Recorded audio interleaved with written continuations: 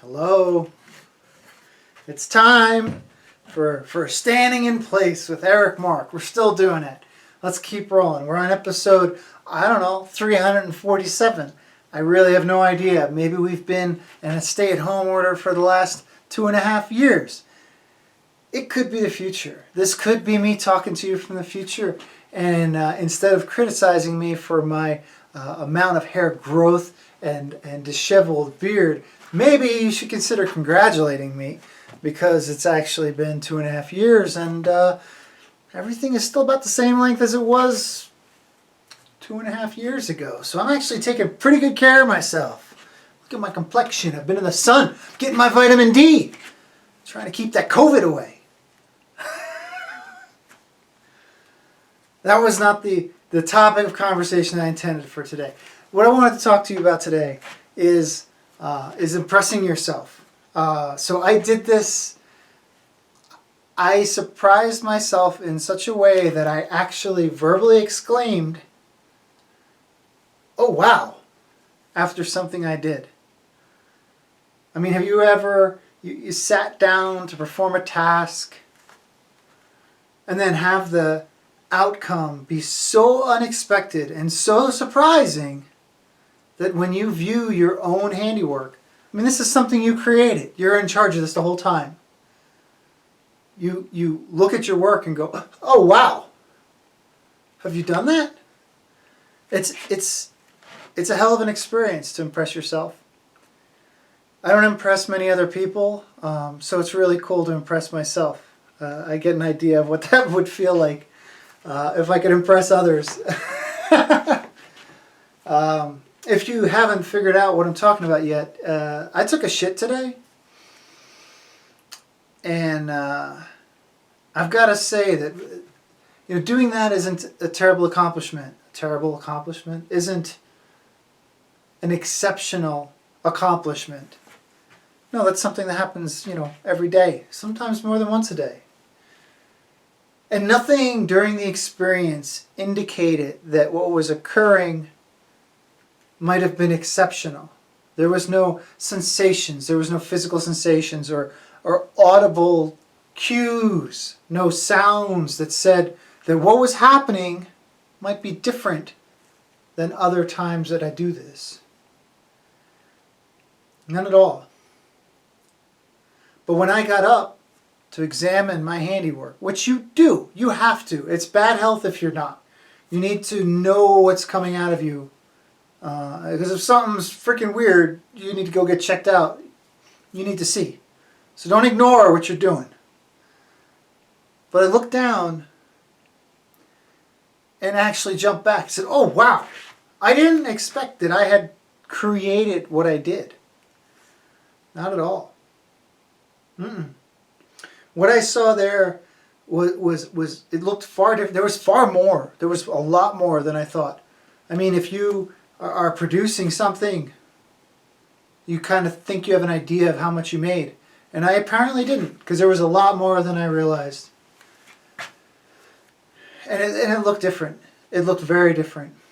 What this looked like was like a branch that had been in a river for years, like a thick branch that had been, like in a river, like where it's like started to rot a little bit, and it starts to create like a texture, and maybe some bugs had burrowed in it and made, like in that branch, little like cracks and paths. And then with the rot and the water and the time, everything became kind of bumpy. It was like a stick it was like broken. So I imagined that this stick might have been from a tree above the river that once held like children that would climb a tree. And they would climb the tree and they'd hang on a branch, and then one day the branch broke. And a child fell from the tree into the river. And that child was traumatized. That child never climbed a tree again. And the only remaining evidence of that experience is this broken branch in the bottom of a river with these funny bumps on it. And that's what my dookie looked like. It was very intriguing. I mean, everything has a story, including your shit. I mean, of course it has a story. Some of your stories are probably very concerning. Everything has a story. Everything has a story. For mine, the produced fecal tale involved a child climbing a tree over a river and falling from that tree. And I'm glad I got to share that with you today. Oh man, everything has a story. Everything has a story. You know what else has a story? And this is a weird one. A blister. A blister has a story. For sure. Because a blister doesn't just occur on its own. Unless, I guess like a fever blister does, right? But I don't even know what that looks like. The only blisters I know are the ones that you get from like rubbing against stuff. So I got a blister. I have a blister. I have a blister on... it's probably at about like the 10 o'clock on my pinky toe, which is a weird place to have a blister, right? It's because I was doing some outdoor stuff and it was rubbing like in the top of my shoe and it made a blister. And it's a very non-consequential blister. It's probably the best blister. I have the best blister on my toe that one could ever have. Because it's in a place that's not that problematic.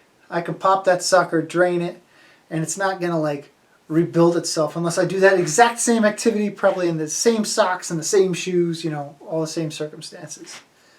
So I'm good to go. I got that blister problem solved. But blisters always have a story, right? A lot of blisters come from really difficult physical feats.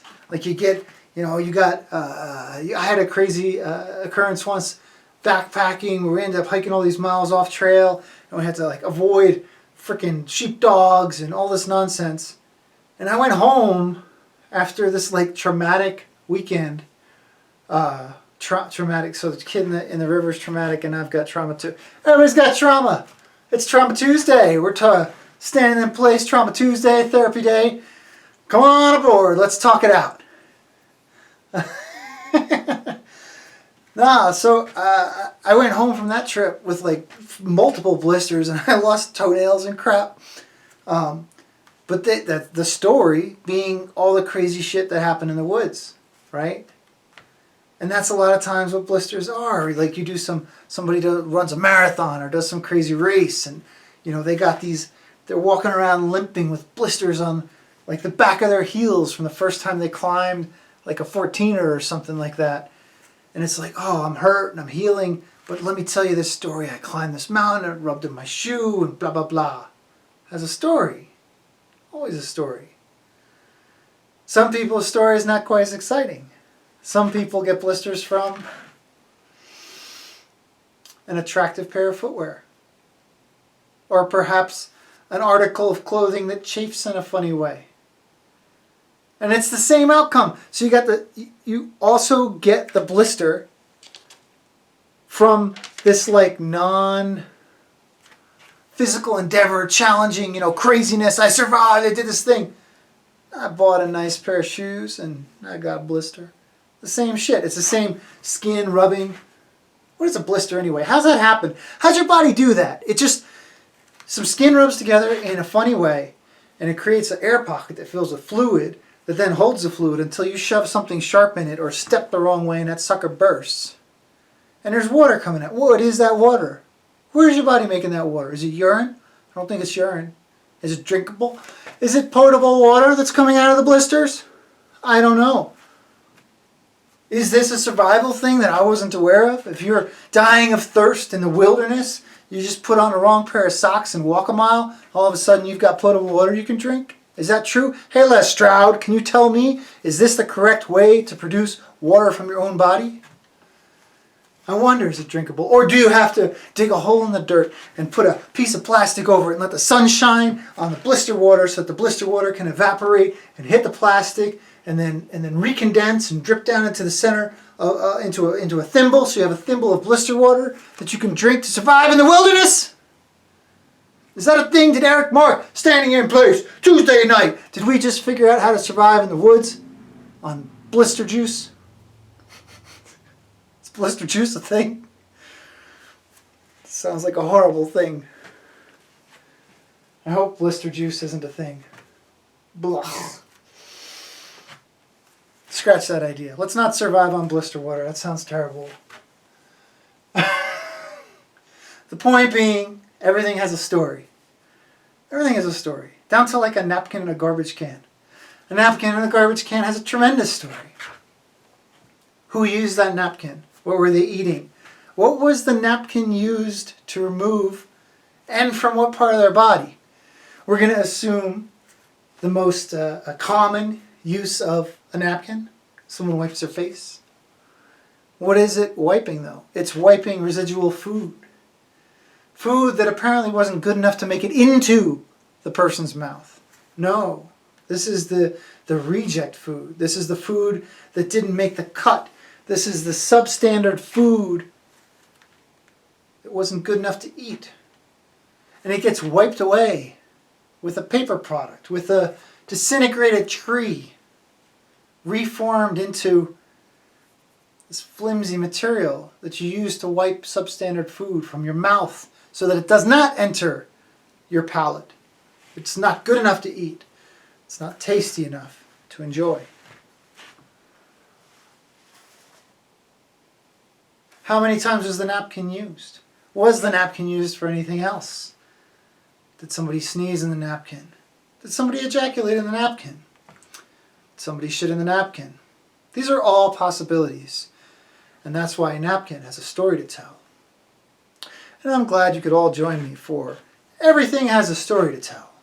This Tuesday night, the mental treadmill standing in place with Eric Marc, talking about shitty napkins.